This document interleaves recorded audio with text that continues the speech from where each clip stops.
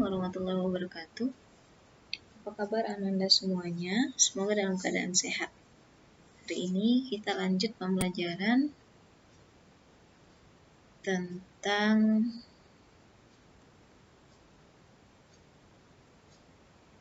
tahapan sort dan select. Nah, nanti kita akan mempelajari tahapan sort atau mengurutkan dari mulai ascending dan descending, dan yang berikutnya adalah select atau menyeleksi, yaitu secara random, secara kondisi atau range. Nah, kita bahas atau pengenalan dulu.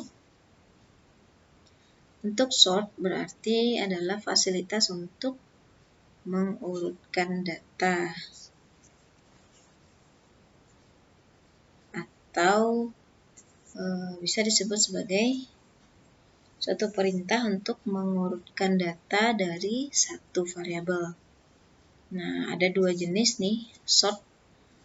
Yang pertama adalah ascending, yaitu urutan dari kecil ke besar. Sedangkan yang kedua adalah descending, yaitu urutan dari besar ke kecil. Nah, kita langsung praktek untuk sort. Nah, pertama kita buka dulu nih SPSS. Nah, kita akan mengurutkan, untuk praktek kali ini adalah mengurutkan variabel HDL dari yang terbesar. Berarti kita akan melakukan tahapan sort yang descending karena dimulai dari yang terbesar. Kita coba urutkan. Caranya adalah klik menu data. Teman-teman bisa lihat ya, di sini ada menu data. Selanjutnya klik sort case. Nah, selanjutnya kita akan mengambil variabel yang akan kita urutkan. Di sini saya ingin mengurutkan HDL. Lalu klik tanda panah dan masuk ke kotak dialog sort by.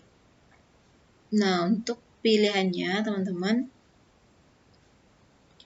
yang dipilih adalah descending karena tadi yang diurut dari yang terbesar. Sehingga di sini kita pilih descending. Setelah itu langsung saja oke. Nah, kita bisa lihat ya teman-teman, untuk HDL sudah diurutkan ya dari yang terbesar. Sini dari data 58 ya, sampai yang paling kecil itu adalah 20. Atau kita ingin mengurutkan secara ascending, kita bisa lakukan lagi ya. Data, sort case, lalu ambil HDL, terus ascending, lalu oke. Nah, akan terlihat ya urutannya dari yang terkecil. Itu juga dengan berat badan. Kita coba data, sort case, ambil. Kita reset dulu perintah yang tadi. Ambil berat. Lalu misalnya kita mengurutkan ascending. Dari yang terkecil ya. Kita klik OK. Nah, di sini teman-teman beratnya sudah diurut dari yang terkecil ke yang terbesar. Nah, itulah tahapan untuk sort. Kita langsung masuk ke tahapan untuk select atau menyeleksi. Nah, di sini ada 3 yang akan kita praktekkan. Yang pertama adalah select secara random atau secara acak ya teman-teman. Berarti nanti komputer akan secara acak menyeleksi data yang kita inginkan. Yang kedua adalah select kondisi. Nah, untuk kondisi ini teman-teman bisa melakukan penyeleksian sesuai dengan kondisi. Misalnya, ingin menyeleksi responden dengan HDL yang di atas 40, ditambah dengan berat badan yang di atas 60, serta memiliki kolesterol juga di atas 200. Gitu ya, kondisi-kondisi yang seperti itu.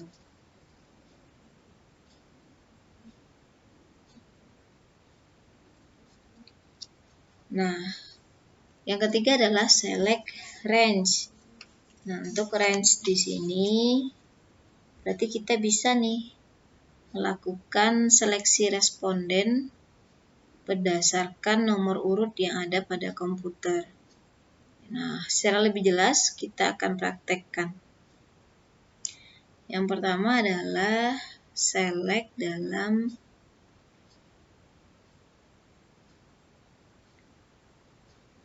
acak atau random. Nah, jadi untuk perintah select ini adalah perintah yang menyeleksi responden ya teman-teman, yang akan diikutkan dalam olah data selanjutnya. Jadi jika dia terpilih, itu akan ikut dalam pengolahan data selanjutnya. Jika tidak terpilih atau unselect, berarti dia tidak akan ikut ke pengolahan atau tahapan pengolahan data. Nah, kita lanjut ke select yang pertama, yaitu random. Contoh di sini adalah kita ingin melakukan select random, yaitu jumlah sampel 18 orang secara acak. Nah, contoh di sini ada 20 ya, tetapi kita ingin melakukan seleksi untuk 18 orang saja, sehingga kita bisa melakukan select random sesuai dengan latihan yang pertama untuk select. Caranya,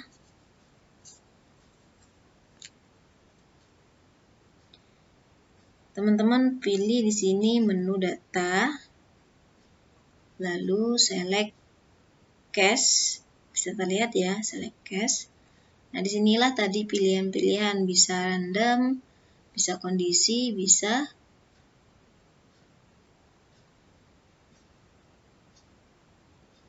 semua kasus. Jadi bisa ya, ada random, ada kondisi, atau menggunakan range. Jadi kita akan praktekkan satu persatu. Yang pertama adalah dengan random. Tadi sesuai dengan latihan select, yang pertama adalah jumlah sampel yang dibutuhkan, yaitu 18. Teman-teman klik di sini untuk random. Selanjutnya kita pilih sampel. Nah, di sini ada dua. Select case random sample. Yang pertama adalah approximately. Ini maknanya adalah persentase dari semua kasus. Misalnya kita ingin melakukan 20% dari semua kasus atau 30% dari semua kasus. Atau dengan berbentuk eksak. Kalau untuk eksak, dia bukan berupa persen, tetapi berupa jumlah sampel dari jumlah keseluruhan. Misalnya kita ingin mengambil jumlah sampel tadi ya 18 dari 20. Berarti kita cocok menggunakan eksak. Kecuali nanti pilihannya adalah persentase, kita bisa milih approximately. Nah, kita tadi memilih 18 ya, dari kasus seluruhnya adalah 20. Kita sudah tuliskan. Langsung saja di sini klik OK. Nah, setelah itu teman-teman jika sudah selesai, langsung saja di sini klik OK. Nah, bagaimana kelihatannya? Di sini teman-teman bisa melihat tanda coretan. Nah, maknanya apa? Teman-teman bisa geser ya. Nah, di sini terlihat ada kolom filter. Nah, kolom filter inilah yang menandakan untuk angka 1 berarti dia masuk atau terseleksi, sedangkan angka 0 berarti dia tidak masuk atau tidak terseleksi. Jadi dia tadi kita hanya membutuhkan 18, berarti untuk 15 dan 16 ini akan menjadi responden yang tidak terseleksi. Jadi bisa terlihat ya di sini pada kolom filter. Oke, jika setelah selesai teman-teman bisa menormalkan kembali. Caranya sama, select case, pilih data, select case, lalu reset. Secara otomatis sudah dinormalkan kembali. Nah, untuk nama variabel nanti bisa sesuaikan. Misalnya di sini filter untuk langkah select pertama ini akan diganti dengan nama select 1. Jadi teman-teman harus menuju jendela variable view. Jadi mengganti nama variabelnya. Kita ganti dulu agar tidak membingungkan nanti ya, karena kita akan melakukan 3 select. Kita ganti menjadi select 1.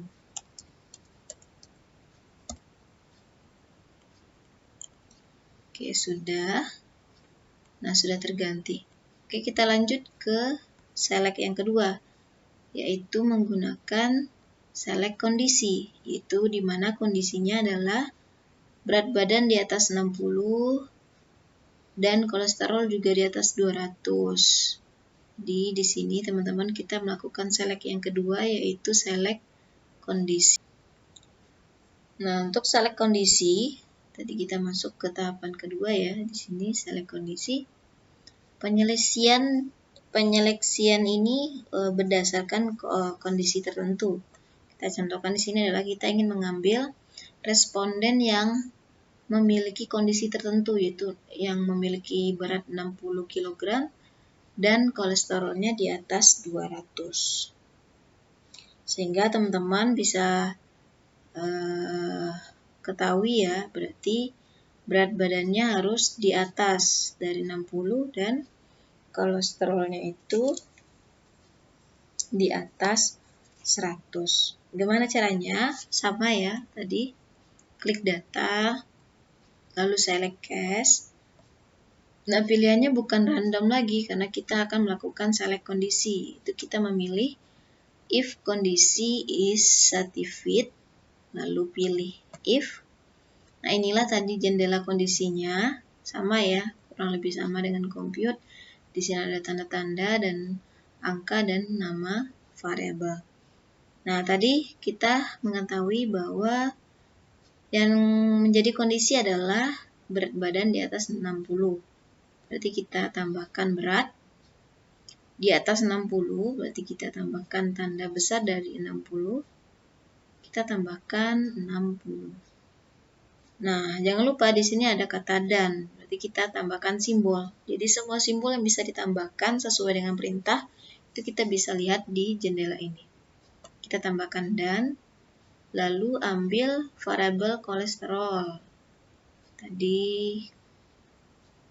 kolesterol tadi total ya, di sini namanya. Di atas 200 berarti besar jari juga.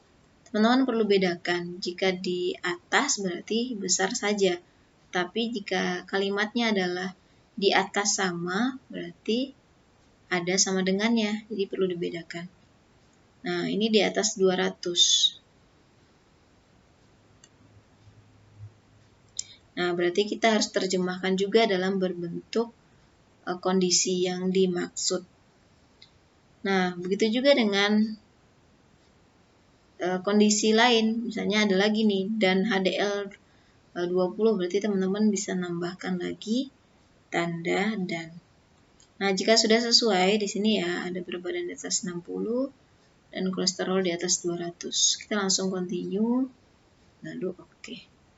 Oke, secara otomatis filternya sudah terpilih nih teman-teman. Bisa lihat paling akhir. Nah, ternyata tidak ada nih yang masuk ke kondisi yang tadi. Memiliki berat 60 dan juga memiliki kolesterol di atas 200. Jadi tidak ada pada sampel saya. Nah, untuk menormalkan kembali sama, klik data, lalu select case, lalu reset. Nah, otomatis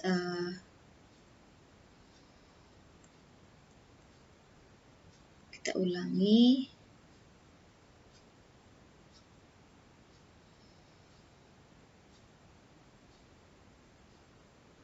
Nah, sudah dinormalkan kembali. Di sini masih ada ya kolom untuk filter yang kedua, yaitu secara kondisi. Kita ganti untuk filter yang kedua tadi namanya menjadi select yang kedua. Oke, selanjutnya kita akan melakukan select jenis yang ketiga, yaitu range. Nah, bagaimana caranya? Oke, caranya langsung ya. Tadi sama, menu data, terus pilih select case, lalu di sini yang diambil bukan if kondisi karena kita akan masuk ke jenis yang ketiga yaitu select range. Apa sih yang dimaksud dengan select range? Yaitu select atau menyeleksi responden berdasarkan nomor urut di komputer. Itu kita ambil yang menu based on time of range. Oke, kita pilih range-nya. Di sini sudah disesuaikan ya, yaitu responden nomor 9 sampai 21. Nah, karena data saya sampai 20 saja, berarti saya last case-nya adalah 20. Oke, jika sudah langsung continue dan oke. Nah, sudah kelihatan ya teman-teman. Di sini kita selesai melakukan select yang ketiga.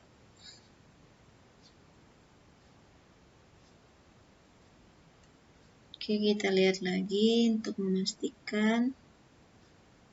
Oke, tadi belum ini ya, belum diklik tanda oke.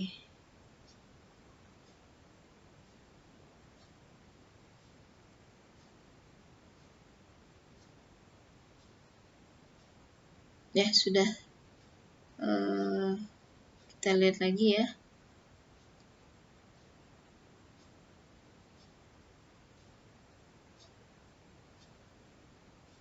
Nah, agak berbeda sedikit ya teman-teman untuk select range, di mana select range itu tidak ada hasil filternya sehingga bisa dilihat dari hasilnya saja. Jika tercoret berarti tidak terseleksi, sedangkan yang tidak tercoret berarti masuk kandidat, yaitu kita memilih tadi ya, responden 9 sampai 20. Untuk menormalkan kembali, bisa klik data, select case, lalu reset. Oke, sudah normal kembali. Jadi itu ya teman-teman, kita sudah menyelesaikan tahapan sort dan select. Akhirul kalam, alhamdulillahirrahmanirrahim. Assalamualaikum warahmatullahi wabarakatuh.